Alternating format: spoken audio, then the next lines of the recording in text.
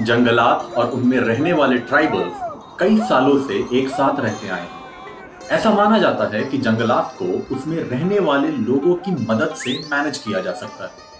इन लोगों के हुकूक को पहले पूरी तरीके से तस्लीम नहीं किया गया, इसलिए शेड्यूल्ड ट्राइब्स और रिवायती तौर से जंगलात में रहने वाले लोगों के हुकूक को तस्लीम करने का कानून बनाया गया, जिसे फॉरेस्ट राइट्स एक्ट 2006 कहा जाता है।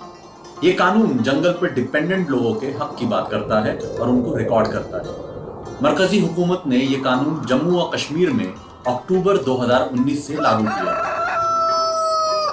जम्मू और कश्मीर में बहुत सारे ट्राइबल्स रहते हैं, जो इस सूबे की पूरी आबादी का 12% है। इनमें सबसे ज्यादा गुज्जर और बकरवालों की तादाद है, जो कि पूरी ट्राइबल आबादी का 70% है। बकरवाल एक खाना बदोश ट्राइब है, जो अपने माल मवेशी के साथ बहार के मौसम में ऊंचे पहाड़ों के चारागाह में रहता है।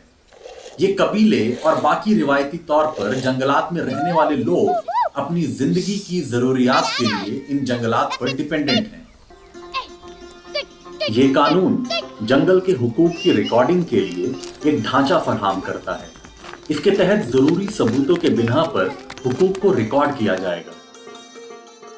इस एक्ट के तहत जंगल के हुकूक रखने वालों को इसके सही इस्तेमाल, बायोडायवर्सिटी की रखवाली और एनवायरमेंट बैलेंस को बरकरार रखने की जिम्मेदारी भी दी गई है।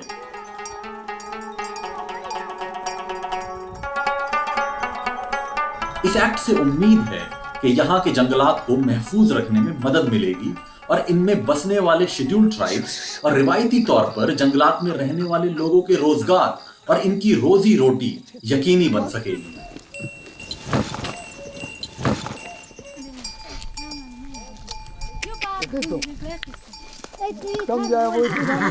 ये कानून जंगलात में रहने वाले शेड्यूल्ड ट्राइब्स और रिवायती तौर पर जंगलात में रहते आए लोगों के लिए बना है। जंगलात में रहने वाले शेड्यूल्ड ट्राइब्स का मतलब है वो जो बुनियादी तौर पर जंगलात में रहते हैं और अपने जायज रोजगार के लिए जंगलात पर डिपेंडेंट हैं। इनमें शेड्यूल्ड ट्राइब्स खाना बदोश भी शामिल हैं।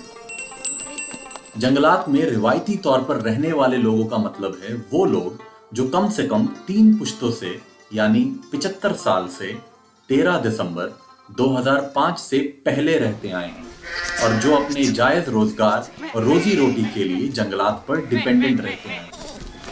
इस कानून के तहत कुछ खास हुकूक इस तरह के हैं: रिहाइश के लिए या अपनी जायज खेती के लिए जंगल की जमीन पर रहने का हक, रिवायती तौर पर जमा की जाने वाली माइनर फॉरेस्ट प्रोड्यूस पर मालिकाना हक और उसकी पैदावार को जमा करने, इस्तेमाल करने और बेचने का हक, बाकी हुकूक जैसे मछली, पानी में बाकी रहने वाली चीजें, चराई और रिवायती तौर पर इस्तेमाल किए जाने वाले और वसाइल का हक, रिवायती तौर पर महफूज किए गए जंगलात की हिफाजत और मैनेजमेंट का हक। फॉरेस्ट राइट्स विरासती हैं और ये ट्रांसफर नहीं हो सकते। ये राइट्स शादीशुदा लोगों की सूरत में दोनों मियां बीवी के नाम पर और अकेले शख्स के घर की सूरत में उसके नाम पर होगा।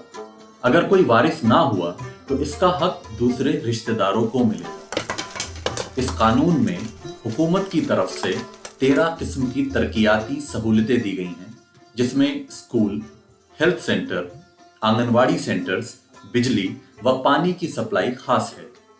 हुकूमत के द्वारा डेवलपमेंट के इन कामों को ग्राम सभा की सिफारिश के बिना पर मंजूरी दी जा सकती है।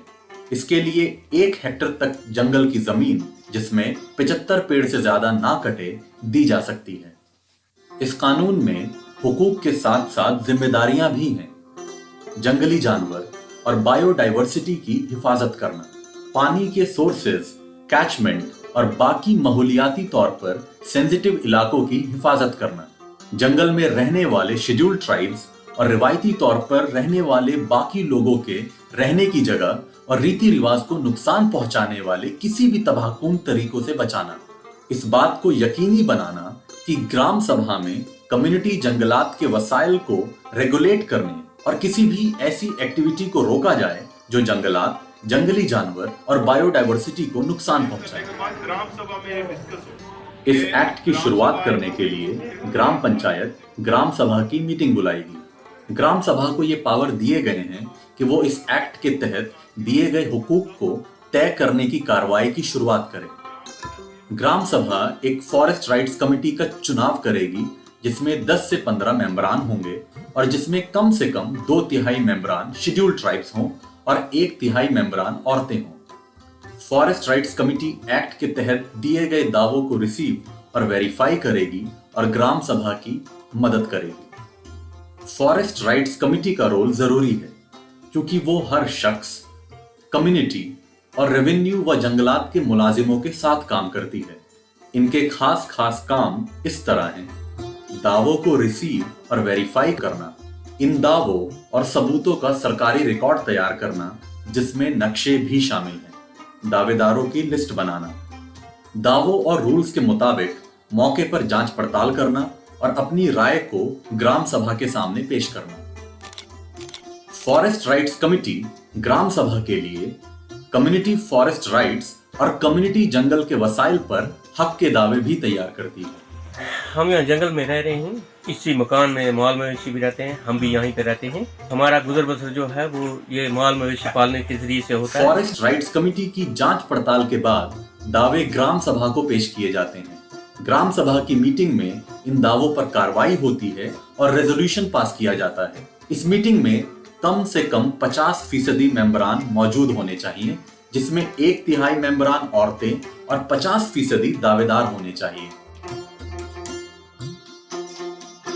हुकूमत के जरिए बनाई गई सब डिविजनल लेवल कमेटी हर ग्राम सभा और जंगल के हुकूक रखने वालों को उनके हक और जंगलात की हिफाजत के फराइज के बारे में मालूमात देती है। ये कमेटी ग्राम सभा और फॉरेस्ट राइट्स कमेटी को जंगलात और रेवेन्यू के नक्शे और वोटर लिस्ट भी फराहम करती है और ग्राम सभा के जरिए दिए गए नक्शे और तफसीलात को जमा करती है। ये दावों की हकीकत का पता लगाने के लिए नक्शों की जांच पड़ताल भी करती है। ये कमेटी फॉर्म ए, बी और सी को खुले तौर पर फराहम करती है। सब डिविजनल लेवल कमेटी में 6 मेंबरान हैं। इस कमेटी के चेयरमैन सब डिविजनल मजिस्ट्रेट या एडिशनल डिप्टी कमिश्नर हैं और forest range officer, block development officer इसके ऑफिशियल मेंबर्स हैं। इसके अलावा 3 मेंबरान ब्लॉक या तहसील लेवल पंचायतों से डिस्ट्रिक्ट पंचायत के जरिए नॉमिनेट किए जाएंगे, जिसमें कम से कम 2 शेड्यूल्ड ट्राइब्स होंगे और जहां कोई शेड्यूल्ड ट्राइब्स ना हो वहां रिवायती तौर पर जंगलात में रहने वालों में से नॉमिनेट होंगे। इन मेंबरान में एक औरत का शामिल होना भी जरूरी है। सरकार की तरफ से बनाई गई district level committee sub divisional level committee के जरिए भेजे गए दावों और रिकॉर्ड पर गौर करेगी और सही पाए जाने पर उनकी मंजूरी देगी। सब डिविजनल लेवल कमेटी के ऑर्डर से नाराज लोगों की एप्लीकेशन पर सुनवाई भी ये कमेटी करती है। ये सरकारी रिकॉर्ड में जंगल के हुकूक को शामिल करने के लिए डायरेक्शंस भी जारी करेगी। ये कमेटी इस बात को यकीनी बनाएगी कि एक्ट के तहत जंगल के हुकूक और रिकॉर्ड की कॉपी दावेदार और ग्राम सभा को दी जाए। डिस्ट्रिक्ट लेवल कमेटी में 6 मेंबरान हैं, जिसमें उस कमेटी का चेयरमैन डिप्टी कमिश्नर होता है, जबकि divisional forest officer, district panchayat officer और जिला पंचायत के 3 मेंबरान कानून के मुताबिक नॉमिनेट होंगे।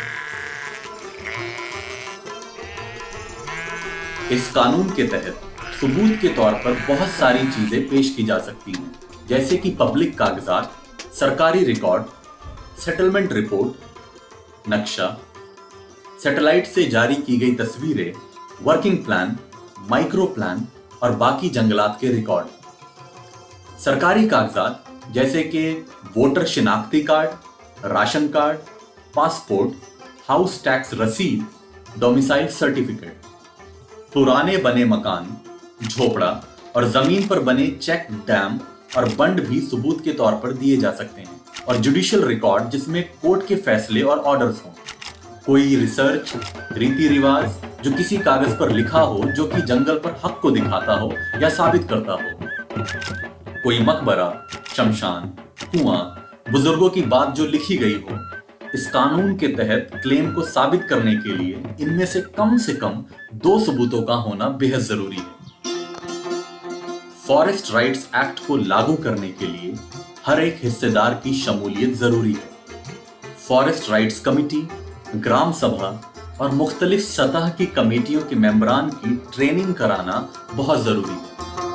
हमें एक बेहतरीन देख रेख करने वाला सिस्टम अपनाना है जिसमें हर सतह के लोग शामिल हों।